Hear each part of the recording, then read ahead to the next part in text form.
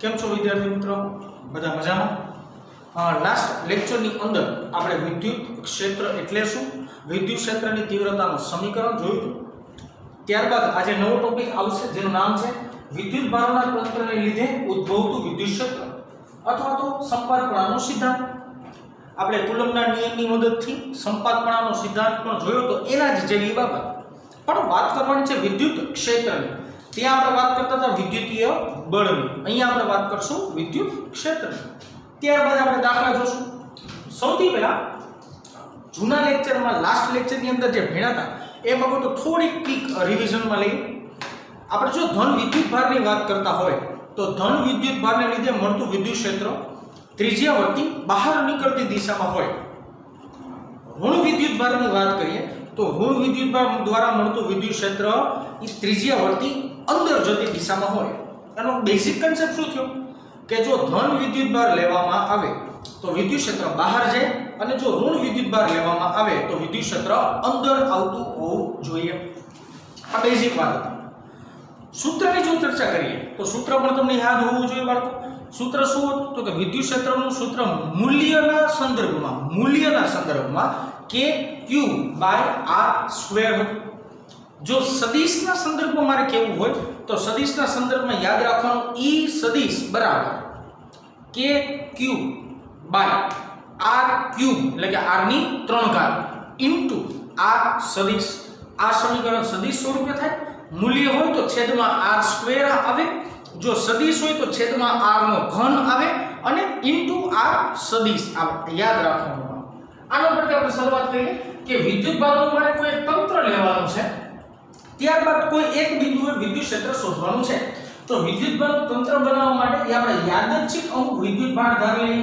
ધારો કે અહીંયા કોઈ વિદ્યુત ભાર પડ્યો છે જેને આપણે નામ આપીએ Q1. અહીંયા બીજો કોઈ વિદ્યુત ભાર છે જેને આપણે નામ આપીએ Q2. અહીંયા ત્રીજો કોઈ વિદ્યુત ભાર છે જેને આપણે નામ આપીએ Q3. અહીંયા કોઈ ચોથો વિદ્યુત ભાર છે જેને આપણે નામ આપીએ Q4, Q5, Q6, Q7, Qn. આવી રીતના તમે અસંખ્ય વિદ્યુત ભારનું તંત્ર કન્સિડર કરી શકો. પણ મારે અત્યારમાં ખાલી સૂત્રકીય ચર્ચા કરવી છે, આકૃતિ વ્યવસ્થિત દોરવી છે, એટલા માટે હું ખાલી સમજાવવા પૂરતા 4 વિદ્યુત ભાર જ કન્સિડર કરું છું. હું એવું કહું છું કે આ 4 વિદ્યુત ભાર દ્વારા એક તંત્ર બન્યું. આ 4 વિદ્યુત ભારના તંત્ર દ્વારા અહીંયા કોઈ એક P બિંદુ છે, અહીંયા કોઈ એક P બિંદુ છે. આ P બિંદુ પરનું પરિણામી વિદ્યુત ક્ષેત્ર શોધવું છે. મારે શું કરવાનું છે આ થિયરીની અંદર તો કે આ 4 વિદ્યુત ભારના તંત્ર દ્વારા P બિંદુ પર ઉદ્ભવતું વિદ્યુત ક્ષેત્ર મારે શોધવાનું છે, જેને સારી ભાષામાં પરિણામી વિદ્યુત ક્ષેત્ર કહી શકાય. સૌથી પહેલા આપણે આકૃતિ દોરી લઈએ.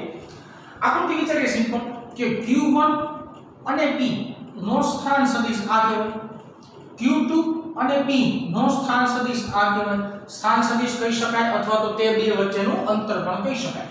Q3 P વચ્ચેનો સ્થાન સદિશ આ કહેવાય. એવી રીતના Q4 અને P વચ્ચેનો સ્થાન સદિશ આ કહેવાય. તો આ મેં તમને અમુક સ્થાન સદિશ દર્શાવેલા છે જે P બિંદુથી વિદ્યુત ભારોને જોડતી રેખા દર્શાવે છે. જો આપણે બધા સ્થાન સદિશના નામ આપીએ તો સિમ્પલ નામ આપી શકાય છે.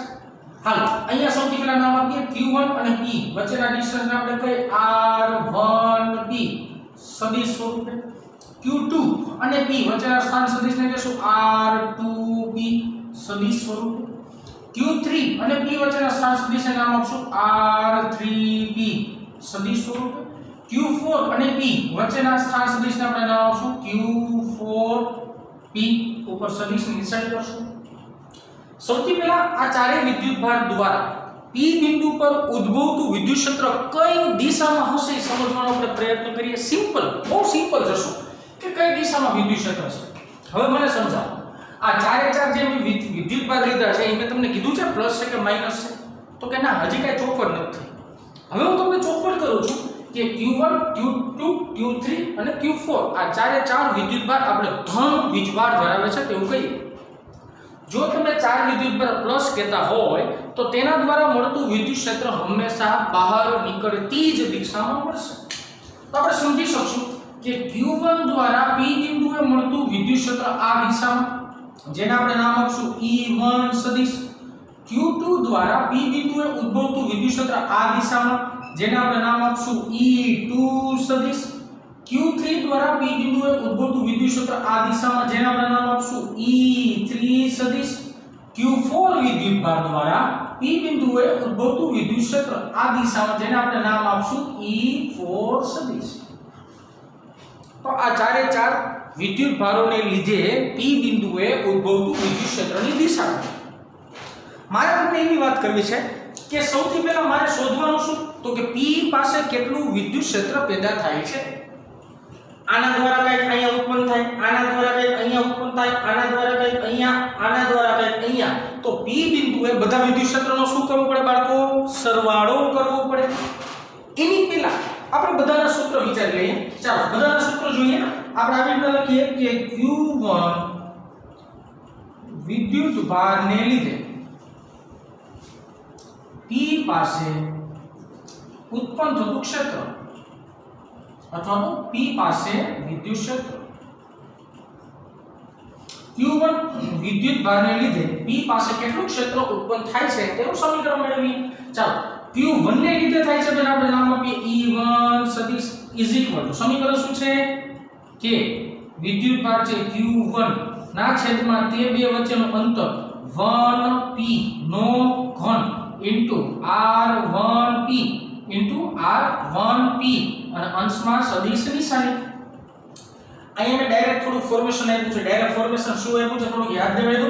મારી પાસે સમીકરણ આવું કંઈક છે, હું અહીંયા ઉપર સમીકરણ પણ લખી દઉં છું। સમીકરણ આવું કંઈક હતું E is equal to KQ ના છેદમાં R² ઇન્ટુ અંતરની દિશામાંનો એકમ સદિશ અથવા તો બળની દિશામાંનો એકમ સદિશ અથવા તો ક્ષેત્રની દિશામાંનો એકમ સદિશ। આ એકમ સદિશ જે છે એકમ સદિશની જગ્યાએ આપણે શું લખી શકીએ તો કે સદિશના છેદમાં તેનું મૂલ્ય। તો સદિશના છેદમાં તેનું મૂલ્ય કરશો તો R² ગુણ્યા R એટલે R નો ઘન થશે। મેં ડાયરેક્ટ અહીંયા R નો ઘન કન્સિડર કરેલો છે। આ વસ્તુ ખાસ સમજવાની અને યાદ પણ રાખવાની છે। એટલે આનું મેં ડાયરેક્ટ સાદું અહીંયા લખ્યું છે, તમને ભૂલ ન થાય એટલા માટે વાત કરતો જાઉં છું। હવે આપણે વાત કરીએ Q2 વિદ્યુત ભારને લીધે P પાસે વિદ્યુત ક્ષેત્ર તો Q2 આ વિદ્યુત ભારને લીધે અહીંયા ભૂસાઈ જાય Q2 વિદ્યુત ભારને લીધે P પાસે ઉદ્ભવતું વિદ્યુત ક્ષેત્ર આવા જ એક સમીકરણ બનાવી શકાય। E2 સદિશ બરાબર KQ2 ના છેદમાં R2p નો ઘન ઇન્ટુ R2p સદિશ। આવી રીતના Q3 વડે પણ લખી શકાય, આવી રીતના Q4 વડે પણ લખી શકાય। ચાલો લખીએ Q3 વિદ્યુત ભારને લીધે P પાસે વિદ્યુત ક્ષેત્ર Q3 વિદ્યુત ભારને લીધે P બિંદુ પાસે ઉદ્ભવતું વિદ્યુત ક્ષેત્ર આવું જ કંઈક સમીકરણ બનાવીએ। E3 સદિશ બરાબર K Q3 ના છેદમાં R 3p નો ઘન ઇન્ટુ R 3p સદિશ। આવી રીતે આપણે વાત કરીએ Q4 માટે Q4 વિદ્યુત ભારને લીધે P પાસે ઉદ્ભવતું અથવા ઉત્પન્ન થતું વિદ્યુત ક્ષેત્ર Q4 વિદ્યુત ભારને લીધે શું થતું છે આવા જ કંઈક સમીકરણ બનાવી શકીએ બાળકો। ચાલો બનાવીએ E4 સદિશ બરાબર K Q4 ના છેદમાં R 4p નો ઘન ઇન્ટુ R 4p સદિશ। તો આ પ્રત્યેક એક વિદ્યુત ભાર દ્વારા P બિંદુ પાસે ઉત્પન્ન થતું વિદ્યુત ક્ષેત્ર તમને આવા સમીકરણની મદદથી આપી શકાય। મારો પ્રશ્ન શું હતો તો કે સંપાતપણાનો સિદ્ધાંત, એનો મતલબ એવો થયો કે મારે P પાસે પરિણામી વિદ્યુત ક્ષેત્ર શોધવાનું છે। તો હવે આપણે વાત કરીએ P પાસે પરિણામી ક્ષેત્રની। P પાસે અથવા P બિંદુ પાસે ઉત્પન્ન થતું પરિણામી ક્ષેત્ર અથવા પરિણામી વિદ્યુત ક્ષેત્ર કહી શકાય। પરિણામી વિદ્યુત ક્ષેત્ર શોધવા માટે આપણે શું કરશું બાળકો? બધા વિદ્યુત ક્ષેત્રનો બેઝિક સરવાળો કરવાનો છે। ઓલો સંપાતપણાનો સિદ્ધાંત યાદ આવે ને કે કોઈ બિંદુ પાસે બળ શોધવું હોય તો શું કરવાનું તો કે તે બિંદુ પાસે બધાય બળનો સદિશ સરવાળો કરવાનો।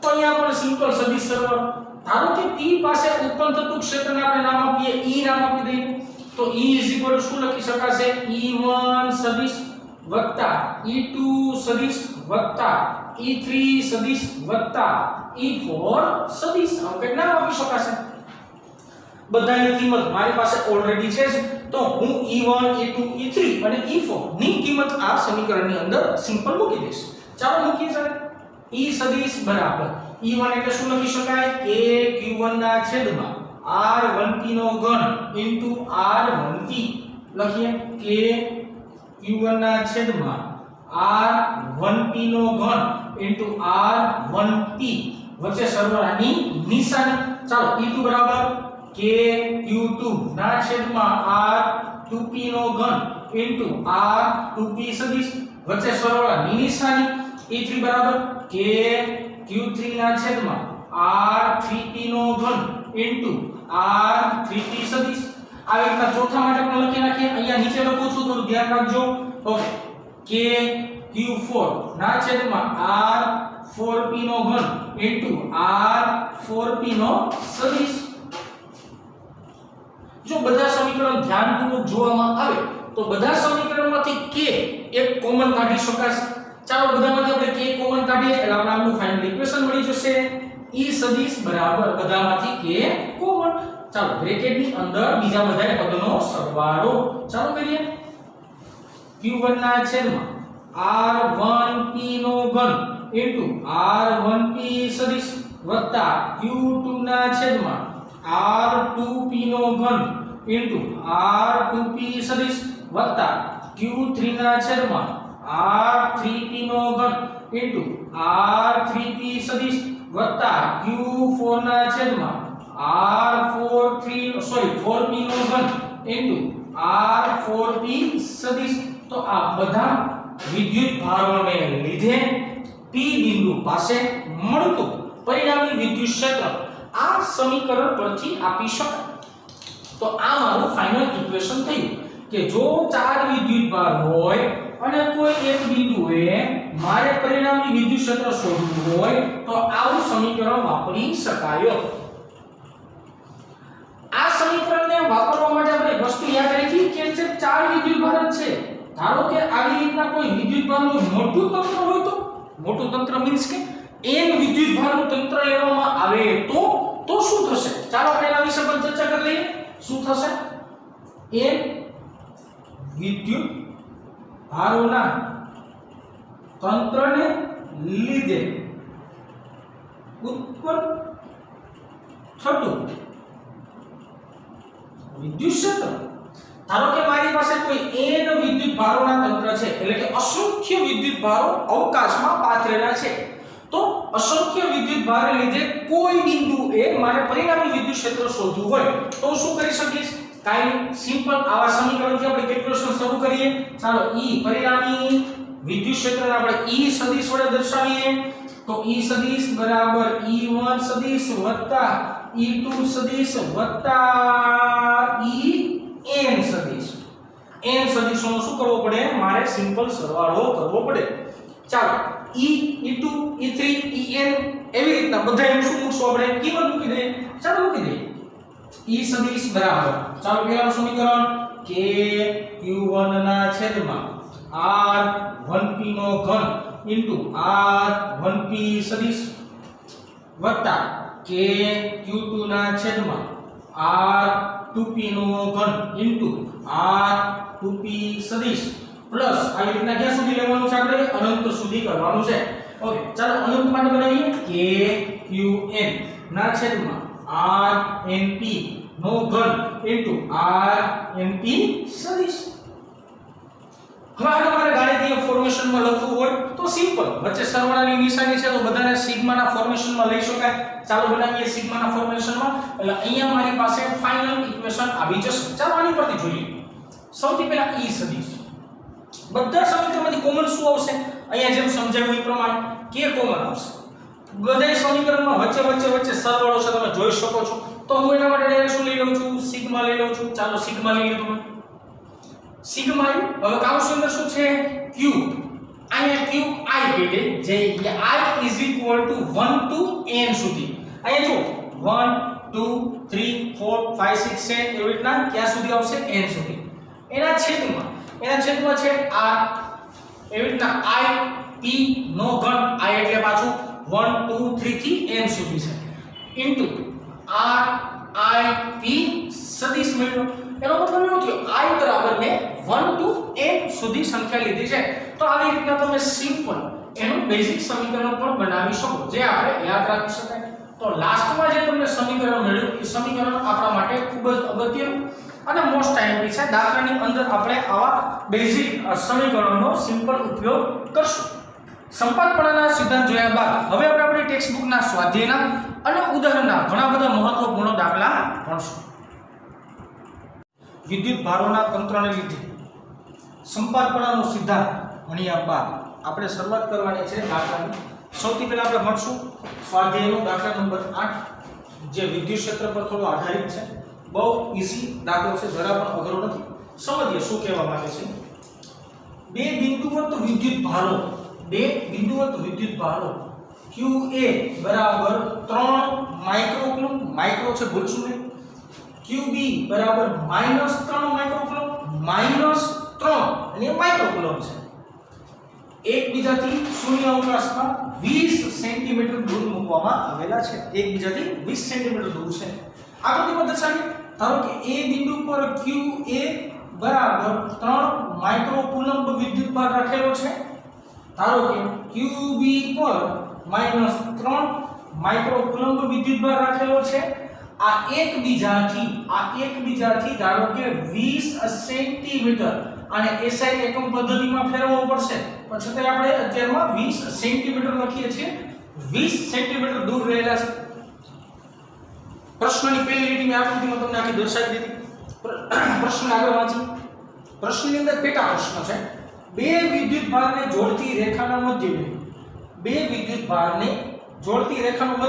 મધ્યબિંદુ થશે O જે મેં આકૃતિમાં દર્શાવેલું છે O પાસે વિદ્યુત ક્ષેત્ર કેટલું હશે એટલે મારે O પાસે વિદ્યુત ક્ષેત્ર શોધવાનું છે પહેલો પ્રશ્ન શું છે તો કે આ બે વિદ્યુતભારના તંત્રને લીધે O પાસે ઉદ્ભવતું વિદ્યુત ક્ષેત્ર શોધવાનું છે સૌથી પહેલા આપણે O પાસે વિદ્યુત ક્ષેત્ર કઈ દિશામાં ઉદ્ભવે ને એ સમજવાનો પ્રયત્ન કરીએ ત્યારબાદ આપણે કેલ્ક્યુલેશન કરીએ કેલ્ક્યુલેશન ખૂબ જ ઈઝી છે જરા પણ અઘરી નથી O પાસે મારે ક્ષેત્ર શોધવાનું છે તો મારે દાખલો ગણવો કે પેલો તો વસ્તુ યાદ રાખવાની દાખલો કેવી રીતના ગણી શકાય ને એ દાખલાના સ્ટેપ બધા યાદ કરી લેવાના કેવી રીતના જો સમજાવ આની પાસે ક્ષેત્ર શોધવાનું છે તો A વડે O પાસે ઉત્પન્ન થતું ક્ષેત્ર B વડે O પાસે ઉત્પન્ન થતું ક્ષેત્ર પછી O પાસે બે ક્ષેત્રનો સરવાળો કરી નાખવાનો એટલે O પાસે મને પરિણામી ક્ષેત્ર મળી જશે તો આપણે આવી રીતના કેલ્ક્યુલેશન કરશું હવે જો આપણે સૌથી પહેલા દિશાની ફરી ચર્ચા કરીએ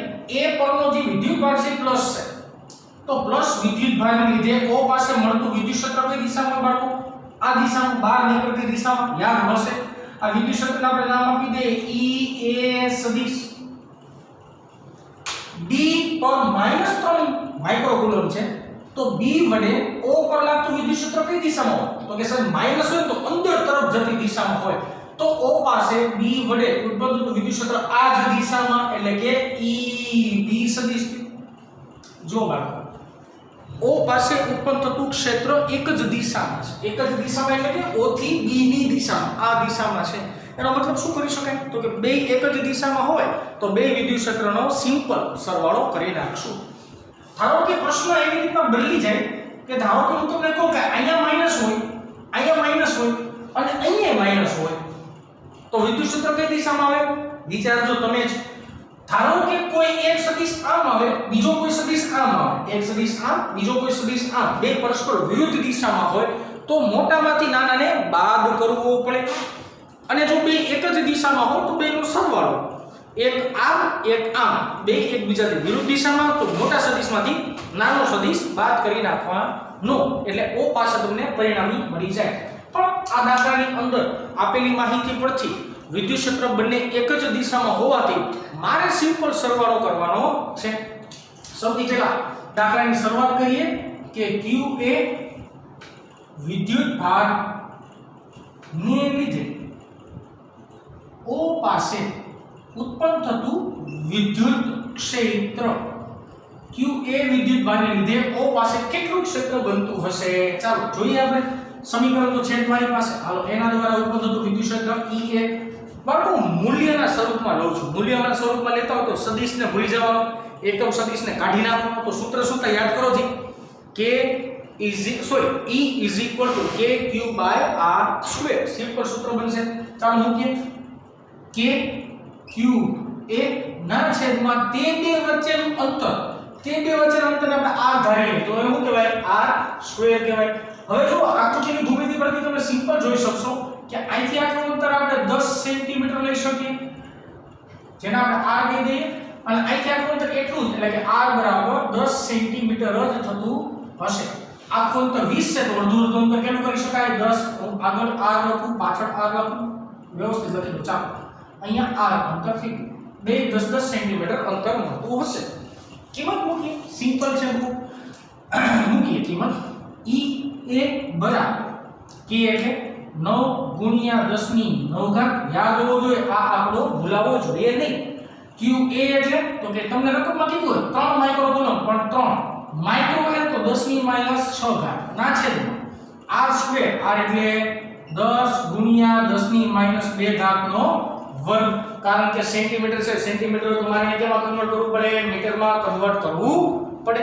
આનો આખે કોઈ કેલ્ક્યુલેશન કરશો એટલે સિમ્પલ જ છે. જો કે કેલ્ક્યુલેશન તમે જોવા જાવ તો 9 તેરી 27 ઘાતનું બધું સેટિંગ કરશો જો આવી જશે 10 ની 5 ઘાત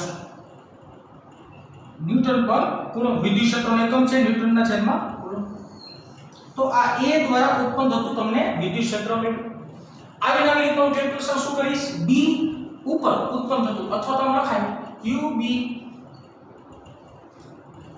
વિદ્યુત ભારને લીધે O પાસે વિદ્યુત ક્ષેત્ર. ચાલો QB વિદ્યુત ભારને લીધે O પાસે કેટલું વિદ્યુત ક્ષેત્ર ક્રિએટ થતું હશે સમજવાનો પ્રયત્ન કરીએ. મેં તમને કેલ્ક્યુલેશન કરતા પહેલા એક ચોખવટ કરી દીધી કે હું ચર્ચા કરું છું મૂલ્યમાં, તો માઈનસ હોય કે પ્લસ હોય કન્સિડર કરીશ નહીં, મારે પ્લસ જ લઈ લેવાનું. જો માઈનસ હોય ને તો પણ સમીકરણ બનાવીએ EB = K QB ના છેદમાં R સ્ક્વેર. કિંમત મૂકીએ EB બરાબર K એટલે 9 ગુણ્યા 10 ની 9 ઘાત. હાલો QB એટલે 3 ગુણ્યા 10 ની -6 ઘાત. માઈનસ નથી લેતો, શું કરવા? તો કે મારે મૂલ્યની ચર્ચા કરવાની છે. છેદમાં R સ્ક્વેર એટલે કે 10 ગુણ્યા 10 ની -2 ઘાત નો વર્ગ. બે સ્ટેપ ભરખા થયા તો જવાબ તો આટલો જ આવવાનો છે, કોમન સેન્સ. હાલો EB બરાબર 27 ગુણ્યા 10 ની 5 ઘાત ન્યૂટનના છેદમાં કુલમ. આ એનો એકમ થયો. મારે વાત કરવાની છે O બિંદુ પાસે મળતું પરિણામ. તો હવે આપણે વાત કરીએ ત્રીજું સ્ટેપ. શું કરવું પડશે? O પાસે મારે પરિણામી શોધવાનું થશે. O પાસે બંને વિદ્યુત ભારોને લીધે મળતું પરિણામી વિદ્યુત ક્ષેત્ર. O પાસે બંને વિદ્યુત ભારને લીધે મળતું પરિણામી વિદ્યુત ક્ષેત્ર.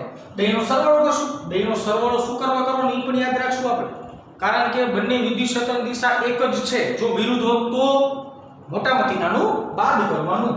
ઓકે, બંનેનો સરવાળો કરીએ તો E બરાબર EA વત્તા EB. બંનેની કિંમત મૂકીએ. ચાલો EA એટલે 27 ગુણ્યા 10 ની 5 વત્તા EB એટલે 27 ગુણ્યા 10 ની 5. બે માંથી 10 ની 5 10 ની 5 કોમન નીકળે, વધે શું? 27 વત્તા 27 સોરી 24 ને 27 27. હાલો 27 વત્તા 27 એટલે 54. તો આનો ફાઇનલ આન્સર આવે E બરાબર 54 ગુણ્યા 10 ની 5 ઘાત ન્યૂટન પર કુલમ. આ જે તમને જવાબ મળ્યો એ O પાસેનો પરિણામી વિદ્યુત ક્ષેત્રનો જવાબ છે. O પાસે આટલું પરિણામી વિદ્યુત ક્ષેત્ર તમને મળતું હશે. ત્યારબાદ આપણે વાત કરીએ પહેલો પ્રશ્ન અહીંયા પૂરો થયો. એનો આન્સર મેં લખ્યો છે, સોનિયા લખી દઉં છું એનો આન્સર.